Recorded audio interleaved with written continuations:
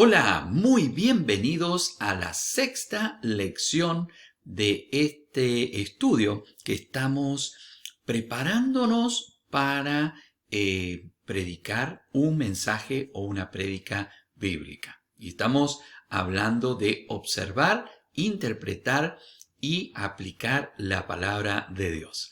Hoy vamos a hablar un poquito más acerca de interpretación. Quiero darles algunas reglas de cómo podemos interpretar. 10 reglas para interpretar la Biblia. La Biblia es la palabra de Dios y es la base de nuestra creencia cristiana. Por eso es pero muy importante que podamos interpretar la Biblia de manera correcta. Creemos en que todos tenemos la libertad de examinar y de interpretar, pero esa libre interpretación no significa que cada uno va a decir lo que quiere de la Biblia, sino que hay reglas muy claras, muy precisas que debemos conocer para interpretar correctamente la Biblia. Y vamos a ver estas reglas. En primer lugar, la interpretación de la Biblia es una tarea espiritual. Debemos orar antes, durante y después de leer e interpretar la Biblia. Tenemos que orar, tenemos que buscar la guía del Espíritu Santo. No es un libro cualquiera. La Biblia no es un libro más en el cual nosotros podemos tratar de, por medio de nuestro intelecto, entender. Sí, tal vez el texto, pero no el espíritu con el cual fue escrito. Por eso tenemos que ir a la Biblia con humildad, con un corazón dispuesto a entender y a buscar lo que Dios quiere decir a través de su palabra. Muy bien, en segundo lugar, tenemos que buscar en primer lugar el sentido natural del texto. Normalmente la Biblia significa lo que parece y lo que está escrito. No hay que buscar siempre un mensaje oculto detrás de cada cosa. Debemos en primer lugar buscar, ¿qué está escrito? Y en algunas situaciones, algunas excepciones, sí tenemos algún mensaje, tal vez un poco oculto o un poco difícil de entender. ¿En qué casos? Muy bien, esta regla de utilizar literalmente o mirar exactamente el texto e interpretarlo así, tiene sus excepciones. Y estas son cuando lo que parece significar contradice con el resto de la Biblia. En segundo lugar, cuando lo que parece significar no tiene ningún sentido. Cuando Jesús dice, yo soy la puerta. Bueno, ahí tenemos una forma figurada. Él está diciendo, yo soy la entrada o yo soy el camino. Jesús no es literalmente un camino o una puerta. Entonces ahí entendemos que Jesús está hablando en forma figurada. Pero si no vemos en ese caso, tenemos que tomar literalmente lo que dice la Biblia. En tercer lugar, cuando el lenguaje no es literal, sino que, ¿no es cierto?, se usa una metáfora, un ejemplo, una parábola, pero hay que empezar buscando siempre el sentido natural de cada texto. Cada parte de la Biblia debe ser interpretado a la luz de toda la Biblia.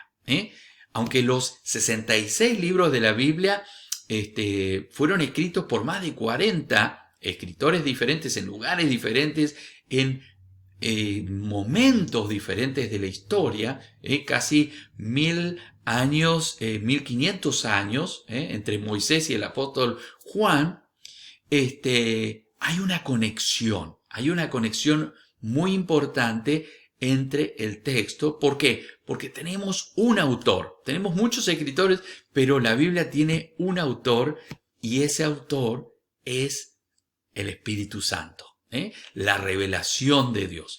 Por eso es importante que nosotros podamos entender, ¿no es cierto?, la Biblia e interpretarla a la luz de toda la Biblia. En la Biblia hay paradojas y a veces aparentes contradicciones, pero no puede haber contradicción en el sentido de afirmaciones o enseñanzas que sean totalmente incompatibles entre sí.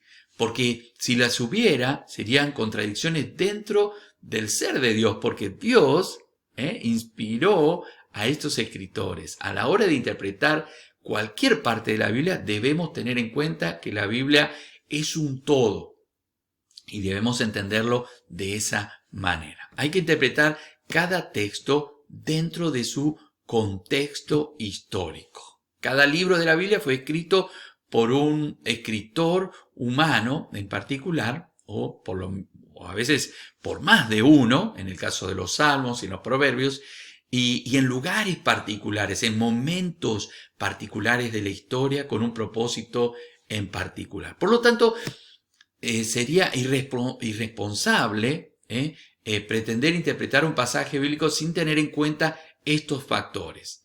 Tenemos que preguntarnos quién escribió esto, cuándo lo escribió, para quién lo escribió, en qué circunstancias fue escrito y con qué intención, con qué propósito escribió esto.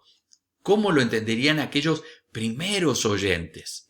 Recordemos que la interpretación es entender el espíritu del que escribe y de los que reciben el mensaje, no de nosotros ahora, que tenemos un conocimiento mucho más amplio, que tenemos un conocimiento diferente al que tenían estas personas que recibieron el texto. En quinto lugar, hay que interpretar cada texto dentro del contexto literario. Si conocemos el programa, por ejemplo, del ordenador Google Earth, de Tierra, ¿no es cierto? Y si sabes cómo funciona, sabrás que de ver el planeta en su totalidad, te puedes ir acercando al continente, a tu país, a tu ciudad, a tu barrio, a tu calle y hasta a tu casa. Ahora, imagínate que lo hicieras al revés, que empezaras fijándote en tu casa, luego en la calle, luego en el barrio, luego en la ciudad, etc. Pues eso sería como analizar un texto bíblico en su contexto literario. Por ejemplo, si el texto fuera Juan 3:16, empezaría fijándote en el contexto inmediato. Juan 3, 16 al 21. Y luego te alejarías un poquito más y mirarías Juan 3:16 como un versículo clave en la sección de Juan 3 del 1 al 21.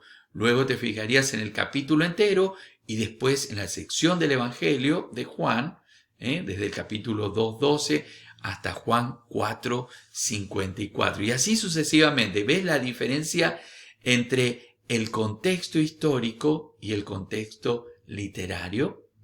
Es importante tener en cuenta ambos contextos. Tenemos que entender lo que rodea. Cuando hablamos de contexto, hablamos lo que rodea al texto.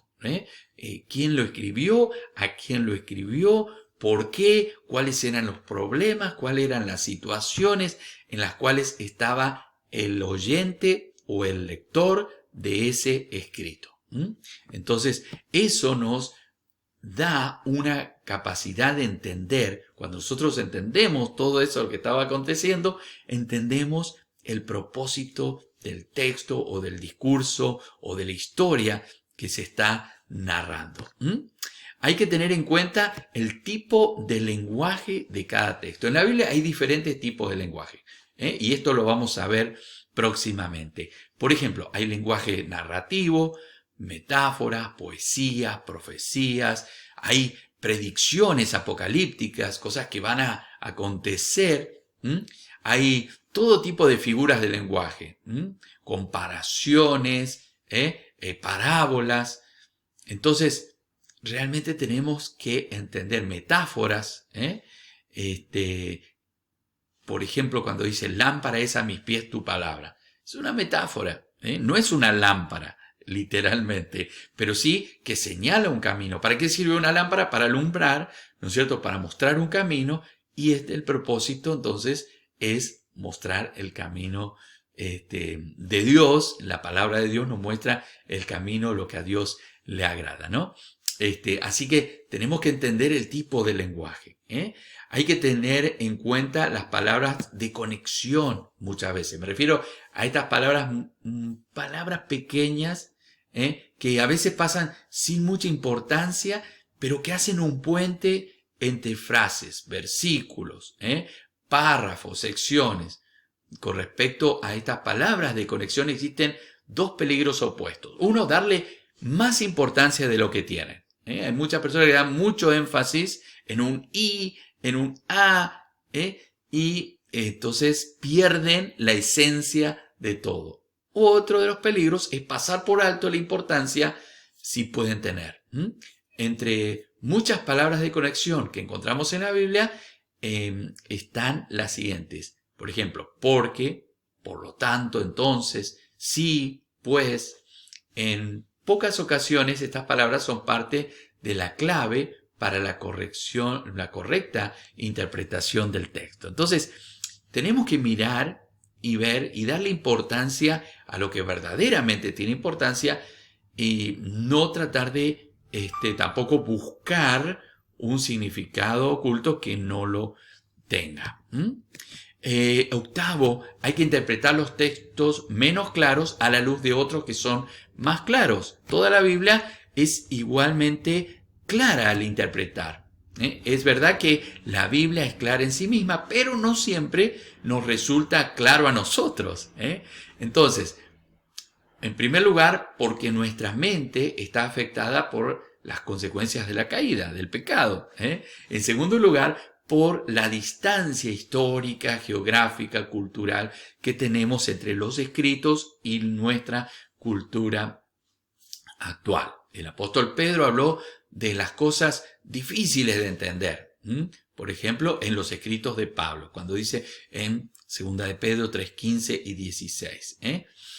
Debemos interpretar los textos más difíciles a la luz de otros que sean más sencillos, que sean más fáciles de entender. Un ejemplo sería Mateo 16:18. Otros textos que arrojan luz sobre este texto, que es bastante discutido, puede ser 1 Corintios 3:11, Efesios 2:20, Hebreos 6:1-2. Por una cuestión de tiempo no vamos a leer estos textos, pero léalos allí, analícelos. Estos textos aclaran el tema sobre los fundamentos que se edifica la iglesia. Punto número 9. Hay que tener en cuenta la versión original del texto. Las Biblias que usamos son traducciones de las lenguas originales y a veces son traducciones de otras traducciones. Hay muchas versiones de la Biblia que son muy fiables, pero creemos en la inspiración de los documentos originales y hay bastantes ocasiones cuando el original nos puede ayudar a interpretar mejor. Pero hay dos problemas. Uno, no tenemos acceso a los originales porque lo que hoy en día existen son copias de copias. Creemos que esas copias son fidedignas, que son confiables, pero no contamos con los manuscritos reales. ¿Por qué? Porque habían sido escritos en materiales perecederos. Entonces, nosotros hoy contamos con copias fiables de esos escritos originales. Hay pocos expertos en las lenguas originales, pero por parte positiva existen versiones de la Biblia muy fieles a los originales. Y en segundo lugar, existen tantos manuscritos de la Biblia, miles, que podemos tener mucha confianza en la buena Biblia que usamos. Y en tercer lugar, existe cada vez más ayuda, comentarios bíblicos, diccionarios bíblicos, Biblias interlineales, que nos pueden acercar más al texto original. Hay que tener en cuenta la dimensión cristológica. Esto es muy importante. A pesar de las características concretas de cada libro, hay un mensaje principal en la Biblia. A través de toda la Biblia hay un mensaje principal. ¿Cuál es? Cristo Jesús.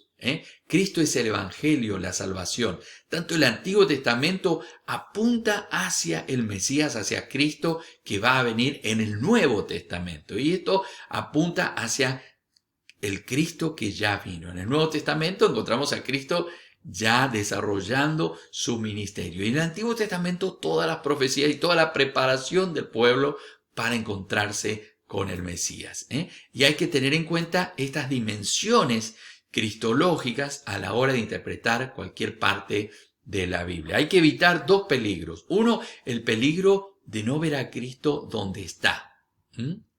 Y el peligro de creer ver ¿no es cierto? De creer ver a Cristo donde quizás no esté. ¿Cómo podemos evitar estos dos peligros? Uno, aplicar los demás principios de interpretación y ver cómo los escritores del Nuevo Testamento interpretan el Antiguo Testamento. Evitar las alegorizaciones gratuitas, o sea, ponerle todo alegoría, ponerle todo algo oculto, un segundo mensaje oculto, ¿no es cierto? A eso nos referimos a alegorizar gratuita, ¿no es cierto? Buscar paralelos verbales claros en los textos bíblicos, distinguir entre la intención del autor, el significado para los lectores originales y una posible dimensión cristológica. Hay muchos paralelismos entre José y Jesucristo. Por ejemplo, en el Antiguo Testamento a José vemos muchos parecidos, ¿cierto?, en sus vidas, para que no es pura coincidencia, sino que realmente vemos paralelismos entre esas vidas. Pablo da una interpretación cristológica a una serie de acontecimientos de tiempos de Moisés y de Israel. Por ejemplo, en 1 Corintios capítulo 10. Pero no hay pruebas claras de que el cordón de grana de Rahab, por ejemplo, en Josué 2, 17 al 22, se refiere a la sangre de Cristo.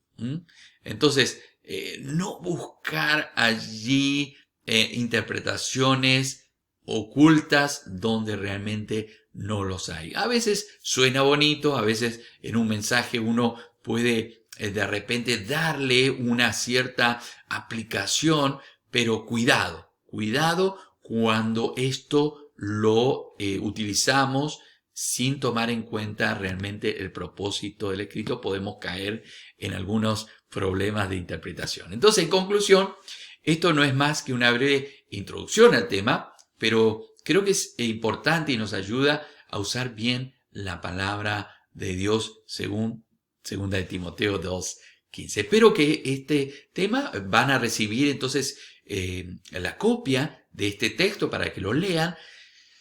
Y la tarea para esta semana es poder interpretar el texto de la semana pasada en Hechos capítulo 3, uno del paralítico, Pedro sanando al paralítico allí en la puerta La Hermosa. Le invito a que puedas leer y puedas interpretar de acuerdo a esto cómo interpretar ese texto. ¿Qué significa? ¿A quién fue escrito? ¿Cuál fue el propósito por el cual fue escrito? Te voy a dar luego algunas claves por escrito, entonces, de cómo interpretar un texto bíblico. Espero que te ayude. Dios te bendiga. Les felicito a todos los que están cumpliendo con las tareas semanales. Recuerde, hasta el viernes, tienes tiempo de enviar tu respuesta y allí entonces continuamos en este estudio. Dios te bendiga y hasta nuestro próximo tema, que vamos a estar hablando acerca de figuras del lenguaje. Figuras del lenguaje va a ser nuestro próximo tema. Bendiciones.